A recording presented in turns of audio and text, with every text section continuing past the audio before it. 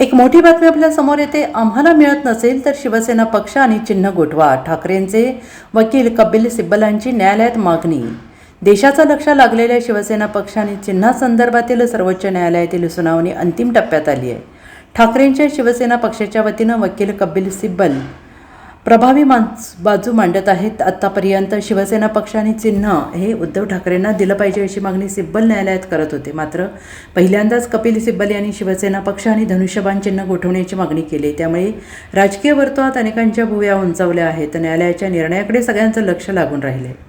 कपिल सिब्बल यांनी यापूर्वी आपले मुद्दे प्रभावीपणे सर्वोच्च न्यायालयामध्ये खंडपीठासमोर मांडले असून विधिमंडळ पक्ष आणि राजकीय पक्ष वेगवेगळा असल्याचा युक्तिवाद त्यांनी केला. त्यामुळे शिवसेना पक्ष आणि चिन्ह आपल्यालाच मिळेल असंही उद्धव ठाकरेंनी म्हटलं होतं. आता ठाकरेंचे वकील कपिल सिब्बल यांनी मोठी मागणी करत चिन्ह आणि पक्षाचे नाव गोठवण्याची मागणी सर्वोच्च न्यायालयाकडे केली आहे.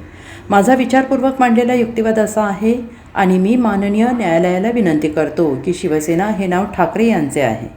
शिंदे गटाला ते चिन्ह मिळू शकत नाही असा निर्णय द्यावा. याचा अर्थ त्यांच्या बाजूने कोणताही न्याय्य हक्क निर्माण होत नाही. हा चिन्हाचा अनधिकृत वापर करण्याचा प्रकार आहे. जर ते चिन्ह त्यांना मिळू शकत नसेल आणि मलाही मिळू शकत नसेल तर ते चिन्ह गोठवले गेले पाहिजे, कारण ते नाव माझा हक्क आहे. अशा शब्दात कपिल सिब्बल यांनी शिवसेना पक्ष आणि चिन्हाबाबत पहिल्यांदाच मोठी मागणी केली आहे. Bureau report SBN Marathi, Mumbai.